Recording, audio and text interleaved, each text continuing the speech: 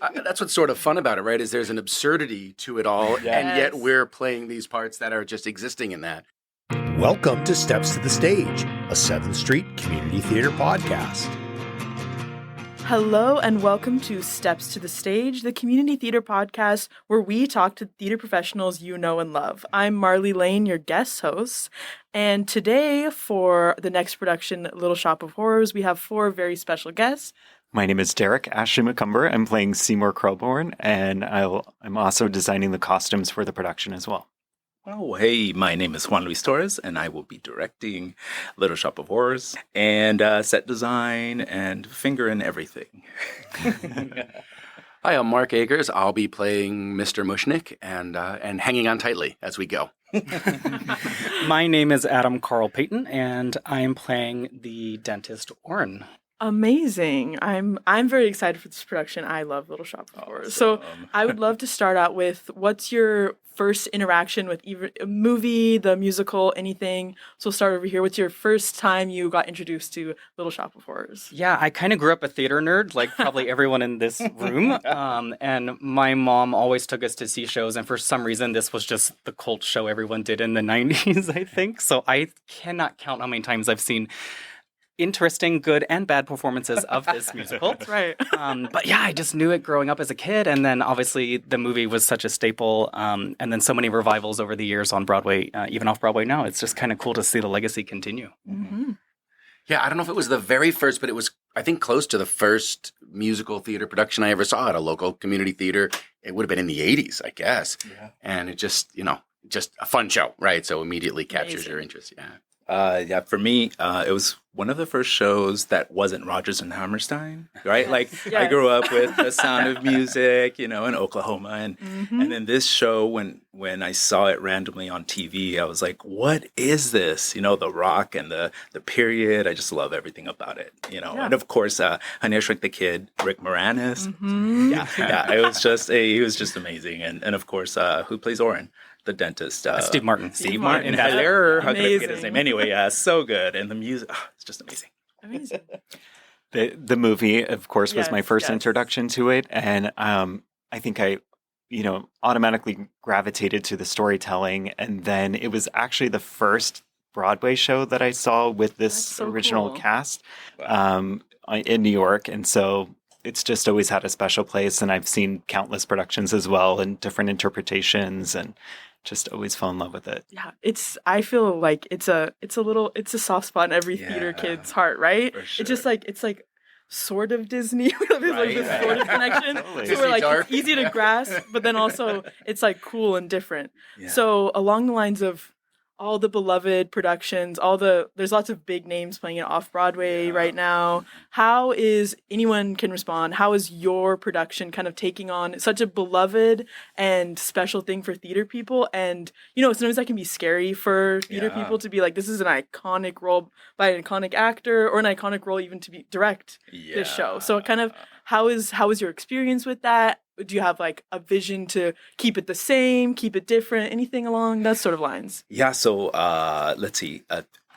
I'm just gonna say, 5 years ago we were in the middle. And weren't you working with? I think I was. You were supposed to stage manage or something. Yes. I know that 2020 season. 5 years ago. It's so crazy. COVID-19. But so going back to your question, we were originally going to make a puppet, and we were going to do all of that.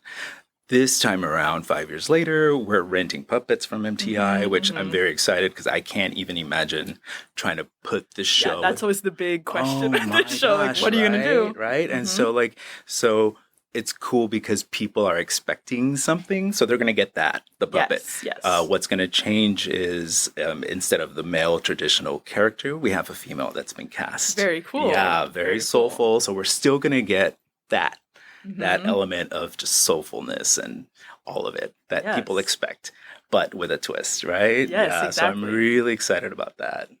And other things, we're kind of, the urchins are like in almost the whole show. They are nonstop. They're never off stage. Yeah. And so in our version, we are going to have them even more on stage. If I you love can that, even, yeah. so you're going to see them even more and a little bit different. I don't want to give it away, but Yes, we are yeah. definitely going to... Some little special touches. Yes, we are going to give them a little twist on the story and really hope the audience catches it. And it's like, oh, yeah, because, it's still sticking to what people expect. Exactly. But we want to give them a little something. Always good. A little something extra. I love that. Yeah. Any from like an actor's point of view, costuming point of view. I think we are definitely going darker too. Okay, cool. The show automatically has humor built into it, but I think like one of my favorite things with it is that the characters aren't playing it down or playing it too silly, that it's honest moments and honest storytelling, and that the way that events transpire is automatically funny in ways and also really dark and scary. And there's elements of these characters that I think we all relate to in some way or another, but it just grounds it more and makes it a little bit scarier, because I love that there's very few like horror musicals out there. We have Sweeney Todd and just a handful, really. Yeah. So this is kind of one of those that we can play with that as well. So for costuming, we're playing with color story a lot. And so we're keeping things more muted in the beginning. And then as things brighten up, you might notice a difference. And then there's also elements of like, to me, like green is envy and longing. And so we're playing a lot with that. And then also red as being that sinful color. So things start happening and we start seeing a little bit more of that color story throughout. I love that. Amazing. You have anything? Yeah, I mean, obviously the dentist is such a well-known character, iconically comedic by Steve Martin and so many other people, and it is a musical comedy, but it's certainly rooted in a black and white film. It's such a dark original story. And so going in with that, I think myself, my character is a very complex person with a lot of complex issues that I think have come more to light in recent years. And certainly since all of this was just touched over. There's some darker themes and storylines and obviously personal situations, and we're addressing them as they're written because I think it's also special and important to voice those moments, which help progress the story along and the character development within all of us. So like Derek said, I mean, we're really just living true to the text and performing it as these humans existed in their reality, and the humor and the uncomfortableness and all of that transpires from an audience standpoint is truly their vision of what we're living, not what we're performing. Yes. Right. Amazing. Yeah, this is weird little things, horror comedy. You got a little weird genre things that you have to like grasp. Yeah. Alien plant. We love it. That's what's sort of fun about it, right? Is there's an absurdity to it all, and yet we're playing these parts that are just existing in that. That's a lot of fun. Yeah. And the audience is just the fly on the wall laughing at us. Right. Yeah. Exactly. No, I feel like the audience with this show, they're like, we're in it. Yeah. There's crazy things happening, but I think lovable characters really does that. For sure. So also along the lines of your specific production, this is a big production on a very little stage, which is always a difficult thing to do, even acting wise and on the production side. So do you have any how is your process transforming it to fit in our specific 7th Street stage? Well, interestingly enough, we're on day 2 on the stage. Oh, so we're really figuring it out in the moment. And it's crazy because you practice it, and we're like, oh, we've got this green room with all this space, and I've been making sure, I'm like, y'all do realize it's not going to be all this space, right? Once we get on stage, but also just building the set, the vision is there, and we're like, okay, this square is 1 by 1 foot. Well, there are flats that take up 3-4 inches, you know what I mean? And so then slowly now you lose 5 inches of space, and we're like, oh shoot, and all those 5 inches add up. And so in our space we're having to modify blocking, and then okay, well, bum number 2, why no number 2? Now you're not doing that because there's no room for you to come through with a trash cart or something, it's just interesting. And I think everybody's last night was fun. Last night was I fun. had time to sit in the audience, and if you're familiar with this theater, you know how intimate it is. And this is the perfect show for it. We're a small cast, but it's a small building as well. So it actually, I think, fits us so well. And Derek and I were sitting there and we're like, can you picture this plant? It's just going to be like in your face. Like these poor audience members are going to be in the shop with us. It's just thrusted so forward and into the audience. It's going to be a cool reality, I think, when it all comes together. Yeah. And, you know, and so like you said, our stage is so small. And I don't want to just I always like the challenge. And I'm definitely not only challenging myself, I'm challenging my actor, you know, the cast. Yeah, it's a different type of act. I mean, it's not, but a little bit, Yeah. And then the audience too, because to me, the stage and lighting and sound, they're also a character that puts together the show. So I definitely treat the set as another character in our production. So I'm excited because I hope the audience is going to be like, what? On this little stage? It's going to be great. You can feel the excitement building. I hear a lot about, like, you know, the teenagers talking about it, so I'm very excited. Cool. Is there speaking of the set, is there anything like different, or you want to expand on it, or kind of like what was your process getting to like what's going to work for this stage and work for my vision? Oh man, because I grew up performing on this stage, I understand the limitations, and because of who is helping Master Carpenter is Paul Larson. Amazing. Oh my gosh. So he's just such an amazing, and we have so many people that I've been able to work with, and every single person, you know, in the end, we end up deciding, okay, we can do this, or if we can't, there's always a solution, and we're always meet in the middle, and I love that. Yeah, you know, sometimes the friction creates more creativity. Right. You know? Yes. So yeah, I'm very excited. We're getting to do a lot of the initial vision of what we want for this show. Yeah, I'm excited. Is there anything else from an actor's perspective about your process, about like fun facts from rehearsal? How's it been going, really? Yeah. Would you like to spill your fun fact? Sure, yeah. Well, my fun fact is this is my first show ever. Amazing. Wow. And I'll say at 54. So, you know, it's been a long time coming. But so it's just been, I mean, for me, every minute is a joy. I don't know, they probably laugh at me because I'm having such a good time. No way, man. Never but, know. You know, it's been amazing to see, first of all, how much goes into making it work, right? Yeah, I mean, I think I always had a sense of that from the outside, but seeing it in person is amazing. And I havened shared this with these guys yet, but the very first night of rehearsals, you know, I had an idea about what it would be like. And when I auditioned and got in, I thought, okay, good, I can do this, right? And then I sat down at that table and everybody started singing and doing their little parts, and I'm like, oh man, like this is legit. Like this is not, you know, a little fun thing that I'm doing as a side note. Like these folks have like legit skills, and it was, you know, it was overwhelming in a very positive way. Like, I was like, this is a great place, and everybody is super supportive, which is wonderful. It's amazing. I've been sharing with people, you know, we have our cast, and I'm like, y'all, our Mushnik first show. Not only is it your first show, but you jumped in and they're like, I'm going to do this and audition for a musical. I'm like, what? Right. So not only are you having to learn the theater language, but you're also having to learn a book. You're having to learn music. You're having to learn choreography. I mean, whoa. And killing it. And killing it. Yeah. So very impressive. Very honored. I appreciate hearing that truly, because I'm working hard and I want to make you all proud. Oh my gosh. Yeah. Already. I was very excited when I saw your name. Yeah. And I was like, you know, from the small part in Carrie. Yeah, right. The voiceover, I was like, we're here, and it's amazing, and I love it. Well, I went home after audition and having gotten the call back, and I just told to my son Nico, who's in the children's theater, and I said, "Look, it's a win. Like whatever happens from here on out, it's already a win. I got up and I tried. I got it. So, awesome, but it's just been keeps going. Yeah. And shout out to the girls who aren't sitting here with us. But I mean, this is a very small cast, and we're just a very small part of it. But the girls, I mean, incredible performers, incredible voices. It's just been really a fun process. And I just can't wait for you guys to see it. I know.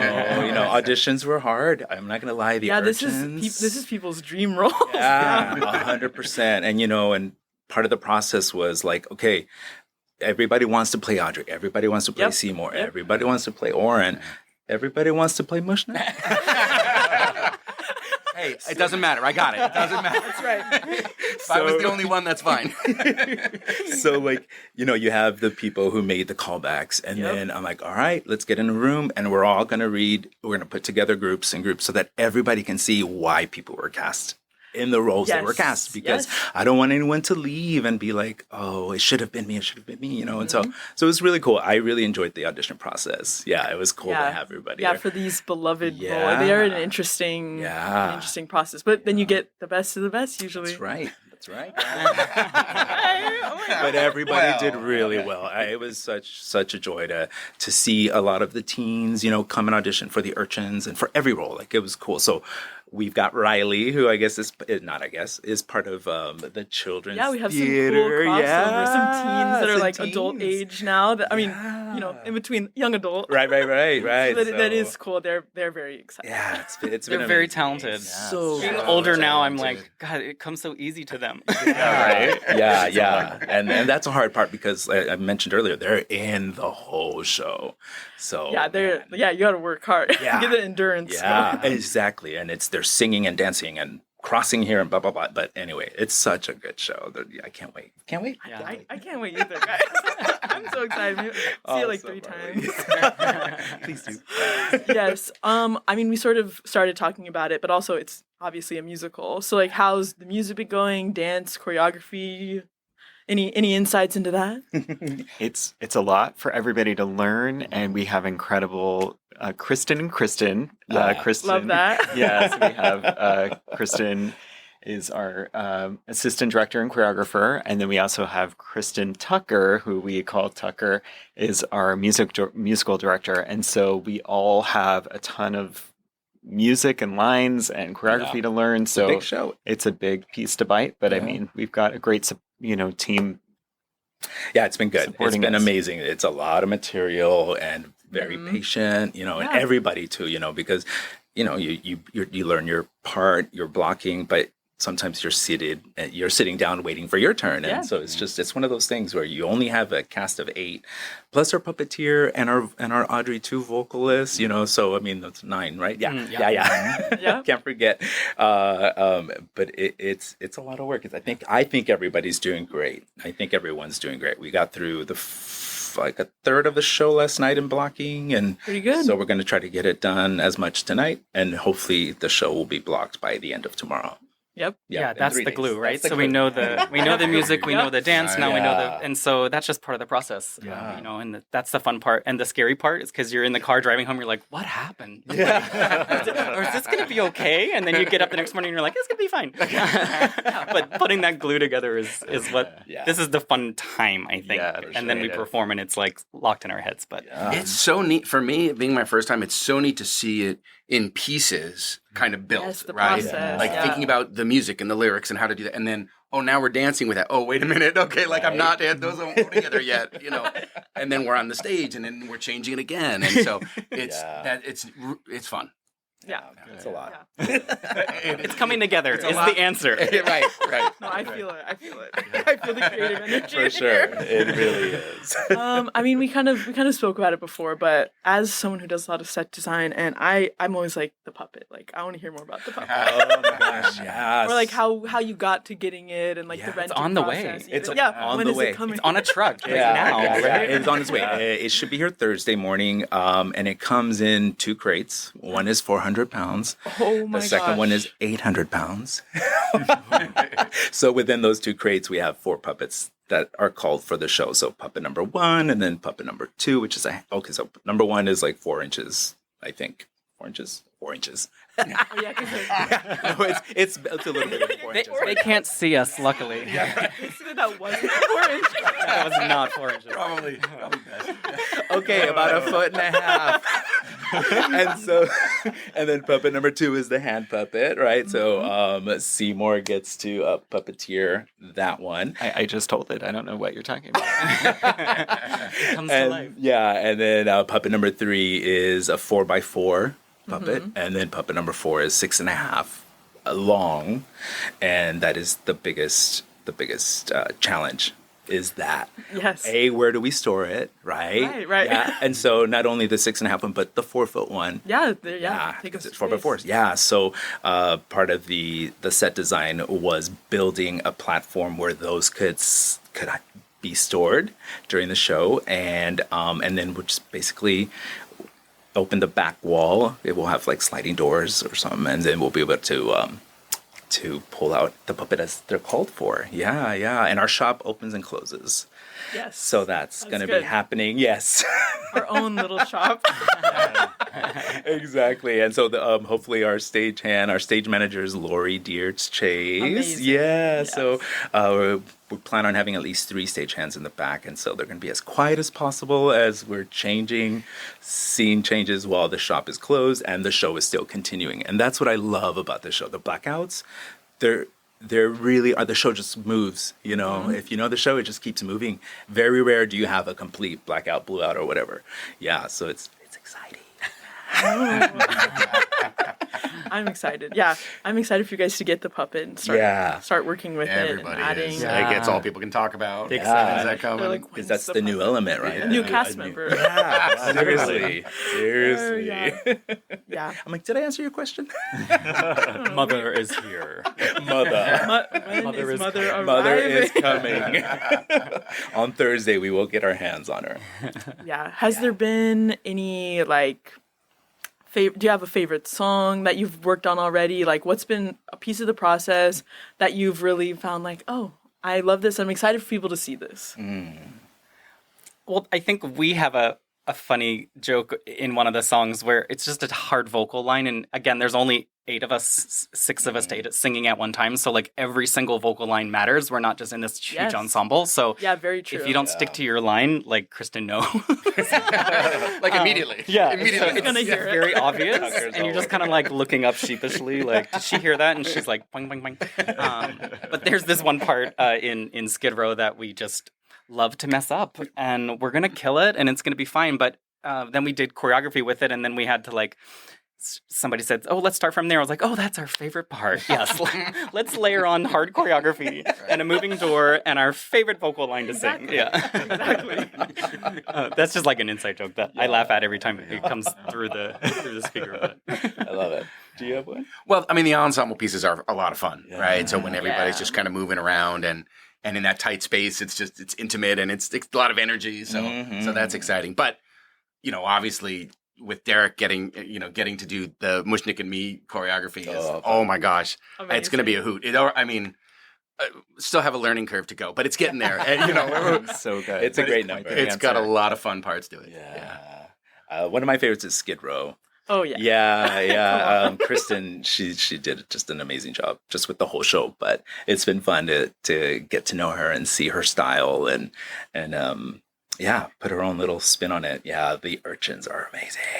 Yes. I love seeing them and what she's done with them too. Yeah, it's really a cool part of the show. Yeah. That they like wrote in, and I'm like, I love stuff like that. Yeah. And I wanted to make sure we did the Broadway cast the Broadway show version of it. Yeah. Yes. So I'm really excited because it's a brighter. I think it's as a performer, that's the show I wanted it. That's to. What the I version. Yeah. I'm like, we're doing that one. Yeah.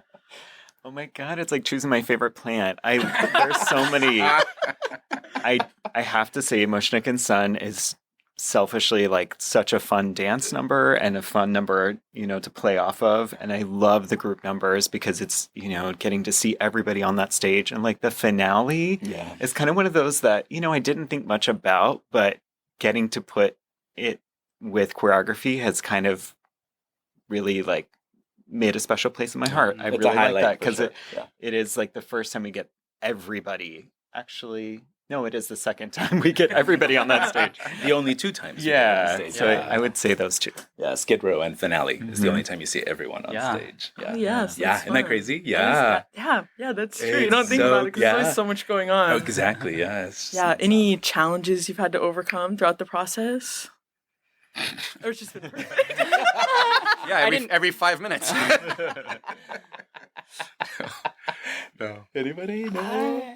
I feel like I was really worried about the dentist chair, which is something you don't You know, that's like true. we automatically go to, the plant. Oh my God, that's the hardest thing. But at the same time, I was like, you need a dentist. You need a chair. dentist You can't chair. just do just a normal chair. It's just not. Yeah. And then our little stage, it's like, where do we put that dentist chair? Like all these little things that, fortunately, we've got it covered. Yeah. I'm really excited about it. It's such a pivotal piece to that final scene of Orin's, obviously, when you get to the dentist office and you kind of see him in his element, like, if there's no chair, like everyone knows where they're at, but it's such a fun scene for us to act and use that chair as kind of like a third character in that scene. Sure. He's on it, I'm on it, where I perish near it. Another spoiler alert. Another Everyone listening knows. But yeah, the chairs is a cool element. Yeah, that you don't really think about. Yeah. Props are huge. Yep. Mm-hmm. Oh my gosh. Upland High School just did the show not too long ago, and Michelle Richardson, who's part of the Chino Community Theater life, she's sent an email right away and was like, if you need any of them, they're yours. And we took advantage. Like, yes, we literally Thank took you. almost every single prop, so it's so prop heavy. Yes. It's crazy, but it's amazing. I love it. Yeah. That's been a challenge. Challenge. Yeah. It's feeling like all the elements are coming together. Yeah. And it's going to be super rewarding for everybody, audience and you guys. Pressure.